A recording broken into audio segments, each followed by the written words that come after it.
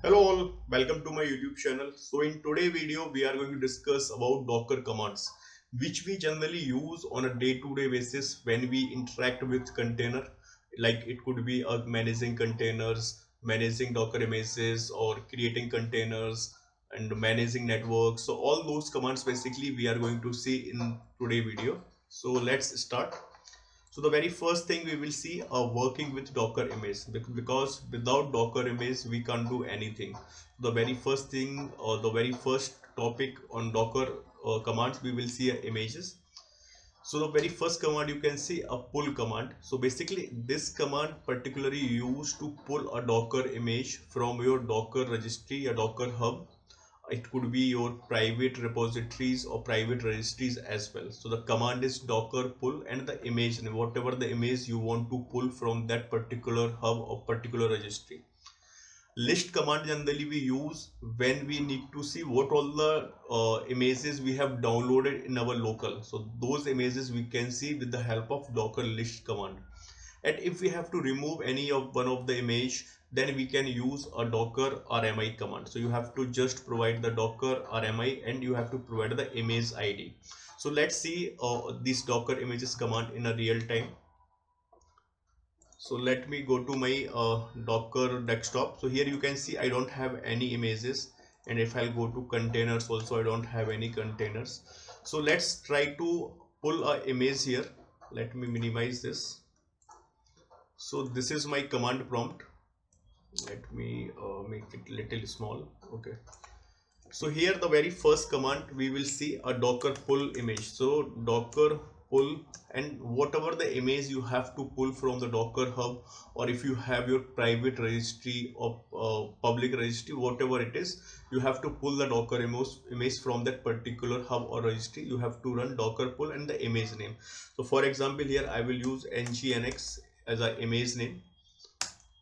So it will basically go to the docker hub and it will download the docker image, which is sorry nginx image in my local system. So for that basically obviously you should have a docker hub account. If you can see here, I have already connected to my docker hub account. So this is my username and password. I have logged in on this particular docker desktop.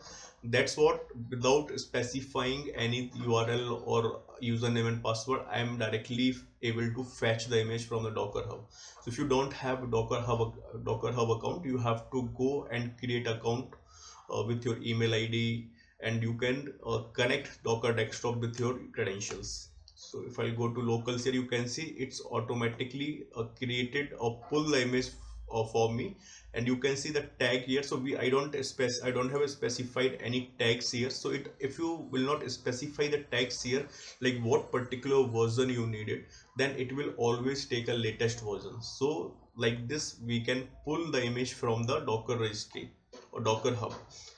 So if you have to see what all the images we have, the very first thing, if you have docker desktop, you can simply go and check it. But if you are working on a linux environment, then you cannot use docker desktop. So you have to use all the command lines over there. So if you have to check all the images, if I simply type docker list, sorry docker images, so it will provide you, or it will give you the all the images which you have downloaded in your local.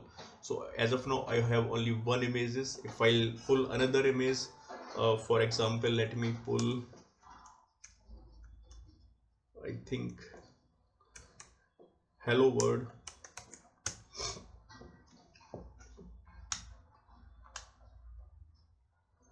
So now you can see it used the tag called latest and it pull the image from the docker hub for me.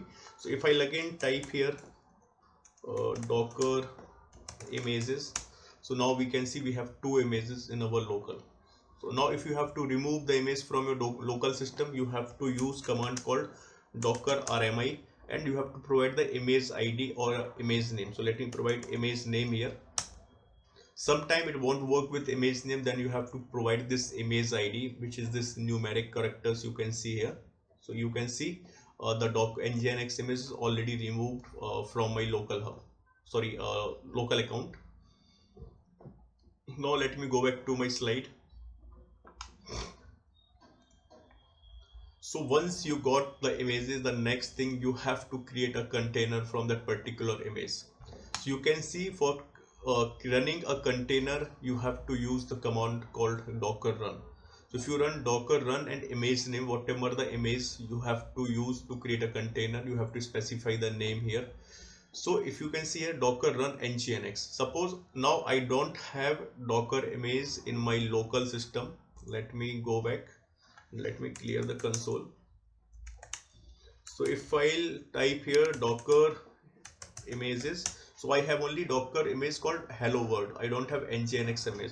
But when I run the docker run command and I will provide the image name nginx, it will first go and check in my local. So you can see unable to find image locally. Now it is going to the docker hub and it is pulling the image. So this is the another way. If you don't want to manually pull the image from the docker hub or docker registries, you can use the feature called docker run or command, basically docker run, and you can provide the image name. So it will automatically check the image in your local. If it will not find, then it will automatically pull the image from the docker hub account. You can see it's automatically so it's created the container for me. But you can see this container is running, it's not running in a detached mode. What is detached mode basically? So now I cannot type any command here. First I have to press the Control C to end this particular process, then only I can run more commands here. So to running the service or container in a background, we generally use a detached command, which is -d. So let me close this. So, and if I clear it, sorry, CL. So if I run here to list all the containers which we have created, if I type docker ps, I cannot see any containers because I have already stopped my container. So to list all the containers which you have created, either it is in start state or stop state, if you have to see all the containers, you have to provide here -a. So you can get a container ID and you can, the status is exited, because we have not run this particular container in detached mode and we have cancelled the process particularly. So if I have to run the container in the detached mode, what I have to do, I will again go back docker run and I will provide -d here and nginx. So you can see if I type again docker ps, now we can see the docker container is status is up 4 seconds. It means from the last 4 seconds it's up, and we can run more commands. So this is the benefit of using a detached mode, so you can run more commands on your terminal. So we have run the docker run -d and detach mode. If you have to do the port mapping, for example, if you are using a bridge network and you have to do a port mapping, then you have to provide -p parameter. So as of now, I cannot access my nginx image because I have not enabled the port mapping. So let me do one thing. Let me stop this container. To stop the container, you have to run docker stop command and you have to provide the container ID. So it is 73b2 something, and you don't need to provide the full container ID. You can provide starting 4 to 5 characters and it will work. So you can see if I'll again then docker ps command, sorry, docker ps command, so you can see I don't have any running containers. If I provide -a here, so I can get the list of all the containers which is in stop state as well. Okay, so now we will run the container in a detached mode along with the port number. So for example, I will provide docker run -d, which is for detached mode, -p for port forwarding. So I will provide here 80. Let me provide 7 series because maybe something is running on my local system, I'm not sure, and 80, and here I will provide the image name. So if I'll again search for docker ps, so you can see the container is running and we can see it's running on port 7000. Let me quickly browse it. Localhost 7000. So you can see, we can see the home page of welcome to nginx. It means the container is working fine. Let me close it. Now we can see the container ID or container name. We are getting something like proper name we are not getting here. If you can see the names here, hopeful underscore Baskov. This is something like a random name which we are getting for our container. If we have to provide the some unique name or some like name which is meaningful, then you can assign the particular name as well for your container. So for that, basically what you have to do, you have to run, let me stop this container first, docker stop, and container ID is 3754.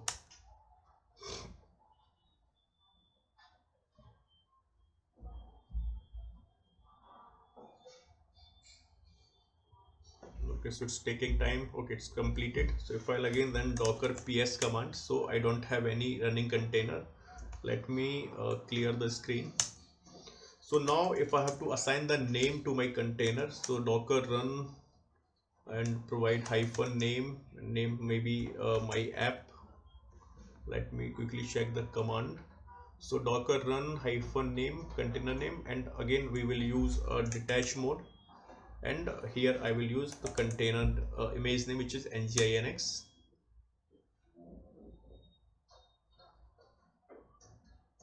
Okay, so the unknown command maybe is okay, hyphen name it is.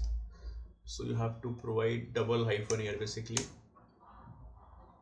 So if I learn again docker ps, so you can see now the my container name is my app. So if you have to remove or if you have to stop this container, you just simply go and docker stop and container name which is my app in our case.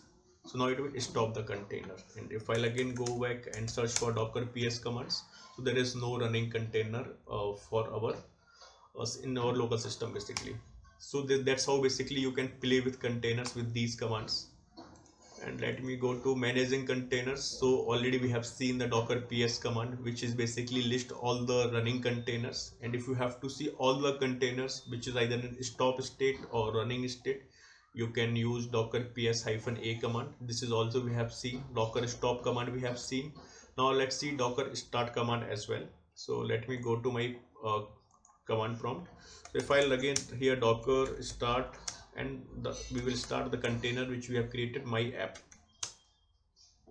So it's started now. If I'll again check docker ps, so we can see the container is running with the name of my app.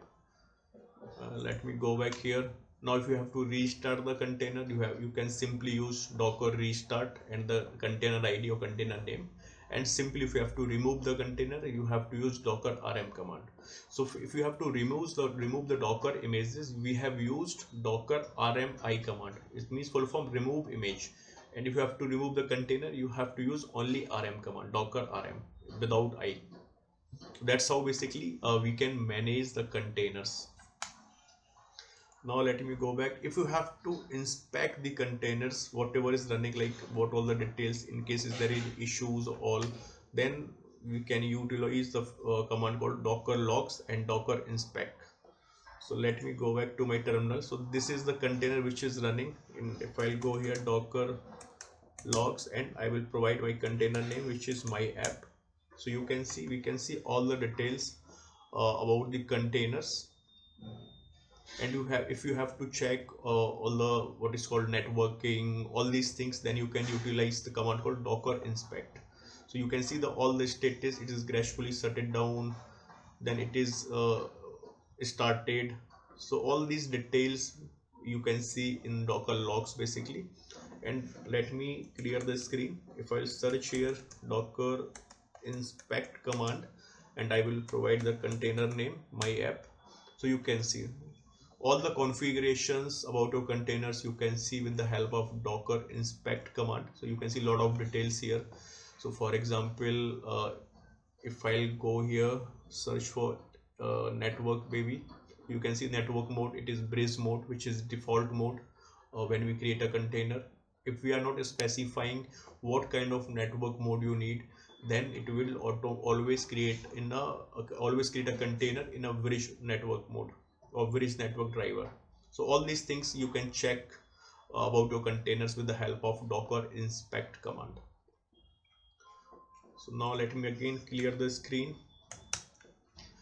So let's see what's the another commands here. So here we have a Docker volumes and network. I'll not go much on volume part because there is a separate video which I'm going to create on Docker volumes. So Docker volume is just useful to mount your container data with your external hard disks or host machine. For that basically we use. Basically for data storage purpose we use a volumes. So if you have to create a volume, what you can do, you can run the command docker volume. So I think docker create volume. Let me quickly check the command. Okay, docker volume create, and you can provide the name here for example data. So like that you can create a volume for your containers. And similarly for docker network, if you have to check if you have to list all the networks which is available in your docker, then you have to run docker network and ls command. So you can see the default network which we get when we set up a docker. This is bridge network, host network, and none network. These are the default network which we get. And there are another network which we have already discussed in networking video, which was overlay networking, MAC VLAN, IP VLAN. There are a lot of network driver which you can utilize as part of your containerization process. So that's all for today. See you next video. Thank you so much.